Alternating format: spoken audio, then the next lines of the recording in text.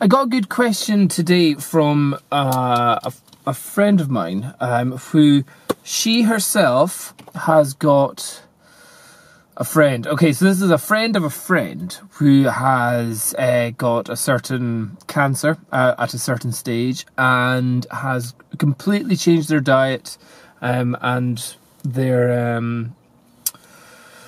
become fully like raw vegan, juicing plus, all that kind of stuff, and they are absolutely owning it in terms of their cancer. So they're still having their chemo, they're still having their radiation, but the doctors are kind of saying, oh my goodness, the way you're recovering and the fact that you're recovering is better than what all of us thought. It's I think it was bile duct cancer, and they said it's a cancer which is likely to come back. There isn't a great survival rate of this, but the condition that you're in is astonishing. It's really, really good, and she's put it down to the fact that she's totally like super healthy, raw, like pretty much everything that's in the book by Dr. Greger.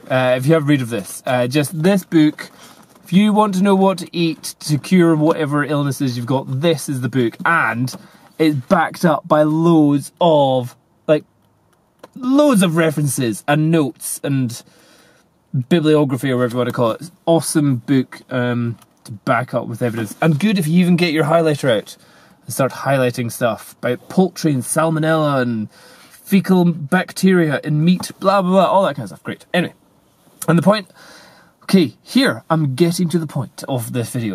The person said, so like, if medicine, if like all this diet and these juices and these vegan diets are so good, why don't doctors prescribe it?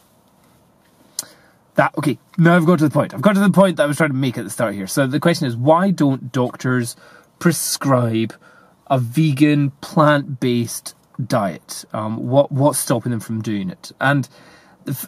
And a lot of people, in the vegan community will say, oh, it's conspiracies, it's because we're all run by multinational corporate industries that are making billions of blah, blah, blah, blah, blah. And that may be right in America, and places where doctors can make loads of money, and it costs millions of pounds to become a doctor in the first place. In the UK, it's a little bit different. In the UK, we have a National Health Service, and all our tax money goes to pay for the national health, and generally everyone complains about how expensive it is, and the government's always trying to get the cheapest deals for the certain drugs, all the way to the point where we are not screening for certain diseases because it might cost the NHS £11 to screen a person. For example, just now in the news, there's a mother trying to campaign for the NHS to start doing strep B testing on pregnant mothers, because every day a child in the UK dies from having strep B, and it's something which just a simple case of penicillin during labour saves a child. But the test for it costs £11 if it was done by the NHS. You can get it done privately, and it costs about £40 or something. But if the NHS were to do it, it's £11, and the British government is going, no, we're not going to test for it. No, we don't see any reason for testing for it. So they're making up bullshit so they don't have to spend money, and it's like simple £11 just for pregnant mothers to save a child's life. That's how tight it is in the UK. So the UK is always trying to save some cash. So the next question is like, so why are we just constantly giving out drugs? Why don't we just tell people to have a healthy diet? And the fact is, most doctors, probably aren't this knowledgeable. They aren't trained on this. The training that doctors get are mostly on illnesses, conditions, medications and physical activities to be able to get rid of it. So what stretches, and also more just guiding you in the directions of where to go. I'm talking about your GP, your general practitioner, the guy that you go to say, hey, I've got a sore leg, what should I do with it? Oh, it's cancer. Go to a cancer specialist. Okay, great. But they're generally taught on what medicines do what are the side effects, what conditions mean what illnesses and all that kind of stuff. Not necessarily, oh my god, did you know flaxseed is filled with ligolans which help pull out blah, eat loads of flaxseed is great in omega-3 because that's an equivalent of omega-3 to omega-6, blah, blah, because it's so fucking complicated. Look at this. Imagine saying, yeah, I think you should go on a vegan plant-based diet. Okay, doctor, what should I be really looking at in the diet? Well, here's a book, a nice simple read for you to go through, and you'll get some idea. That's one book. You know, whoever believes a person that's read one book? So it's a huge topic. And additionally, it's a topic that requires the behaviour change of the patient. So it is very, very easy for somebody who's got, oh, I've got a sore leg, here's a bandage, put it on your leg. Or, I think a better one. Oh, I've got a headache. Oh, here's a pill, it gets rid of the symptoms, not necessarily the cause. It gets rid of the symptoms, and your body will naturally heal itself, so just work on the symptoms, you're done. To get somebody to change their behaviour, and with this stuff, it's not just their diet, it's everything from the way they eat, that I think there's like a 1 in 1,000, no, it might not even be 1 in 1,000, it might be more like 1 in 2,000 people are able to change their behaviour drastically to even save themselves from illness. The great example is, how many people do you know who have smoked all their lives up until 60 will stop smoking for no reason? You know, unless they are in a hospital with doctors saying you can't smoke because there's oxygen canisters around you. So many people just carry on smoking, even they've known for decades that smoking causes cancers, is bad for you, heart disease, blah, blah, blah, blah. I don't need to explain to you. But trying to change a obviously ill health behaviour in some people is near impossible. And trying to change something, and that's just a case of stop, not completely change everything you've been eating and thinking about food and how you create your food and your meals and all that stuff, and now focus on a completely different diet.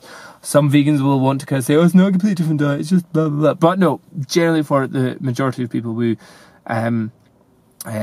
need the change of a vegan diet, it is a massive change to their diet. And like there's a great TV show in the UK just now about GPs behind closed doors, or doctors behind closed doors, and it's literally people going to the doctor going, doctor, I've got a funny pain in my wrist, I can't feel anything. Oh yes, your wrist is broken, go get it fixed. And it's simple people, but the amount of people that go along, they're all overweight.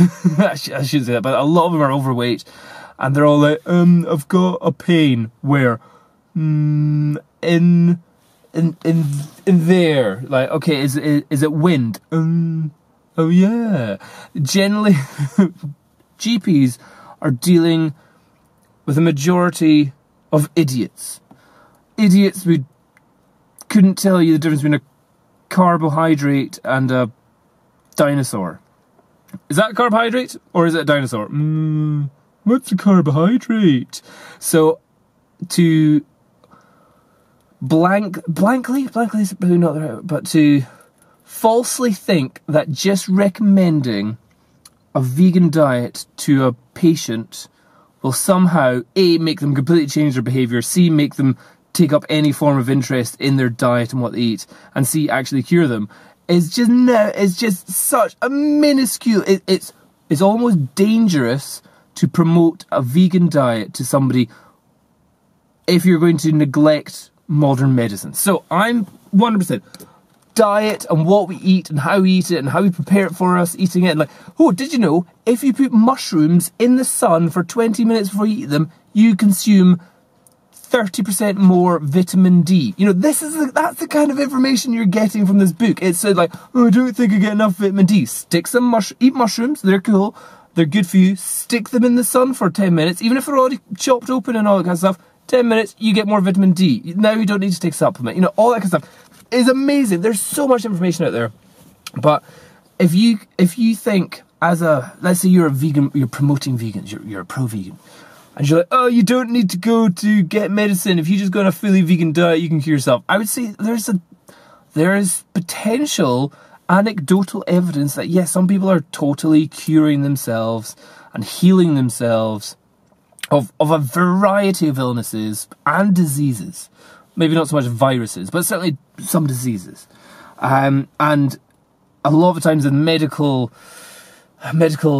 industry, medical community, they're like, this is a miracle. How is this happening? I wouldn't say terminal brain cancer. I wouldn't promote a vegan diet for people with a terminal brain cancer. There are certain things where you kind of think maybe modern medicine will really be more beneficial than just kind of going, I'm going to have a raw fruit smoothie to cure myself.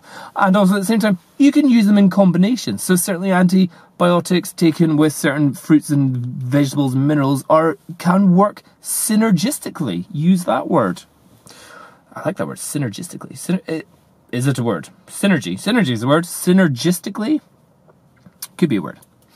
So yeah, that's why I think so many doctors don't promote a vegan diet, because if they do that, suddenly people go, what is veganism? And then the danger of like, oh, I have an eating disorder. Oh my goodness, I'm going to go mental. Or, oh yes, I'm now reading all these conspiracy blogs. I now don't trust my doctor and I'm going to fully stop taking all my medicine and just go on a vegan diet. Like, oh no. So it's a minefield. It's a minefield of danger that if you can take somebody out of their environment and put them somewhere where they can fully get involved with a vegan diet, be in a healthy, safe, supporting place, where they're constantly monitored, then yes, a vegan diet could probably cure most people of most illnesses and diseases. But we're not in that situation. Like, type in Dr. Phil 800-pound man or 600-pound man, and the amount of videos of interviews with people who have gone on weight loss camps or whatever, and like 6 months have been in hospital and they've only been allowed to eat this and that, and all of a sudden they've lost all this weight. They're like, I feel so healthy, I can walk up the stairs now. But then they go home and then suddenly they're like, just gonna have a burger for breakfast. You're like, oh no. I think there's a guy who's 800 pounds. He lost 200 pounds, went back to living with his mum, and I think he managed to carry on losing. He lost like another 30 pounds over the next year. And Dr. Phil, instead of talking to the guy who lost the 200 pounds, he went to the mother and said, so for the last year that your son's been losing weight, how much have you lost? And she's like, obviously a large lady. And she's like, oh, I've lost 10 pounds. And he's like, so you're morbidly obese as well. Your son has managed to lose 200. You've lost 10. And you're thinking that you're in any way a benefit or support to your child. You know, how are you saving your son's life when he can barely breathe under the weight of his fat on his chest? So yeah, I'm kind of tangenting, going on a tangent here, tangent ranting, that yeah, veganism could do a great thing, and going to like some of these vegan camps and stuff could be great if you're supported by doctors and all that kind of stuff, but for a general normal doctor speaking to his 99% of his patients who aren't educated in any way, it's never going to happen. So it's not some giant big conspiracy. It's because the majority of people are idiots. And if you give idiots an impossible instruction, you're not going to expect amazing benefits. So just say, here's a pill, take it and fuck off. And then you're not breaking any sort of medical code that way. So anyway, yeah, that's the real reason doctors don't prescribe a fully raw vegan diet. Because the 99.999% of the people that they deal with are pretty much idiots. Cheers. Bye-bye.